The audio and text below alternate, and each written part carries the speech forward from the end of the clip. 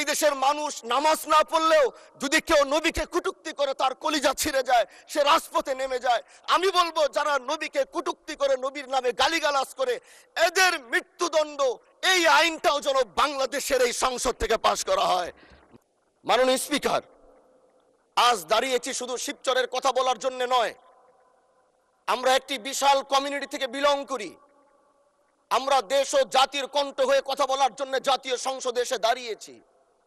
আমাদের সংসদ ওই পাশে যারা রয়েছেন তারা শুধু মনে করেন যে আমরা শুধু তাদের বিরোধিতার জন্য দাঁড়িয়েছি। বিরোধী দল মানে শুধু বিরোধিতা করা নয়, সরকারি দল যদি ভালো কাজ করবে, বিরোধী দলের মঞ্চে দাঁড়িয়েও তাদের প্রশংসা করতে আমরা বিন্দু পরিমাণ দ্বিধা করব না।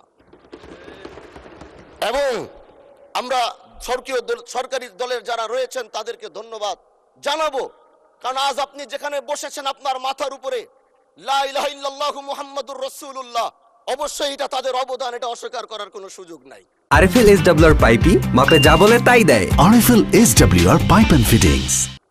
আপনার মাথার উপরে যদি আবার তাকাই তাহলে দেখি ওখানে লেখা বিসমিল্লাহির রহমানির রহিম। এই লেখা দেখলে আমাদের ভালো লাগে, এগুলো আমরা ফেরত পেয়েছি। সরকারি দলের প্রশংসা যদি করতে হয় তাহলে আমরা এইভাবে করব।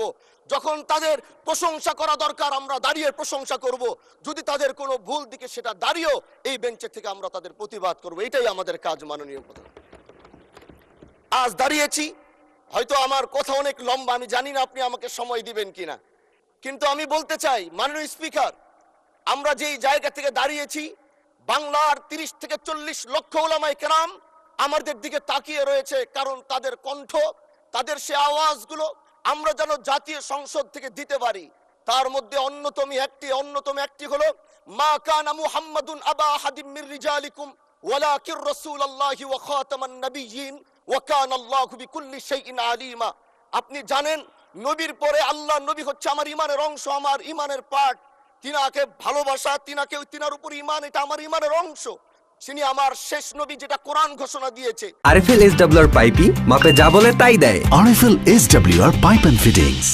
নবীও বলেছে আনা খাতামুন নাবিয়্যিন লা নাবিয়্যা বাদি, আমি শেষ নবী, আমার পরে কোনো নবী আসবে না। কিন্তু মাননীয় স্পিকার, দুঃখের সাথে বলতে হয় বাংলাদেশের এরকম একটি পার্ট রয়েছে, যেই পার্টের এক অংশ মানুষ তারা নবীকে অস্বীকার করে, তারা মুসলমান দাবি করে। এবং এই বিষয়ে অনেকেরই ধারণা আছে, তারা জানে এই আন্দোলন করতে গিয়ে অনেক মুসলমানকে রাস্তায় শহীদ হতে হয়েছে, আন্দোলন করতে হয়েছে। স্বাধীনতার পর থেকে আজও সে আন্দোলন চলছে, কিন্তু আজও পর্যন্ত সেটা পাইনি। আমি মাননীয় প্রধানমন্ত্রীকে বলবো, আপনি বাংলাদেশে একটি ইতিহাস রচনা করে যাবেন। আপনার মাধ্যমে যদি এটা স্বীকৃতি পায়, যারা নবীকে অস্বীকার করে তারা কোনোদিন মুসলমান থাকতে পারে না, এটা আইনের মাধ্যমে, এটা বাংলাদেশের পার্লামেন্ট থেকে ঘোষণা হবে, সেটা আমরা চাই।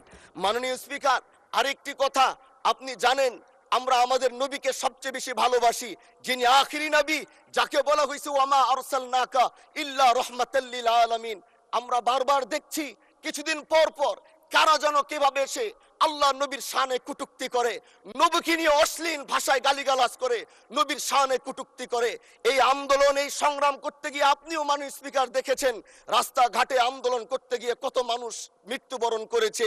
যদি একবার বাংলাদেশের আইনে, কারণ মুসলমান যদি আমাদের বাংলাদেশের পার্সেন্টেজ অনুযায়ী আমাদের অবশ্যই মুসলমানদের সংখ্যা এই দেশে অনেক বেশি। আমরা তো অন্য কিছু চাচ্ছি না। এই দেশের মানুষ নামাজ না পড়লেও যদি কেউ নবীকে কটূক্তি করে তার কলিজা ছিঁড়ে যায়, সে রাজপথে নেমে যায়। আমি বলবো যারা নবীকে কটূক্তি করে, নবীর নামে গালিগালাজ করে, এদের মৃত্যুদণ্ড এই আইনটাও যেন বাংলাদেশের এই সংসদ থেকে পাশ করা হয়।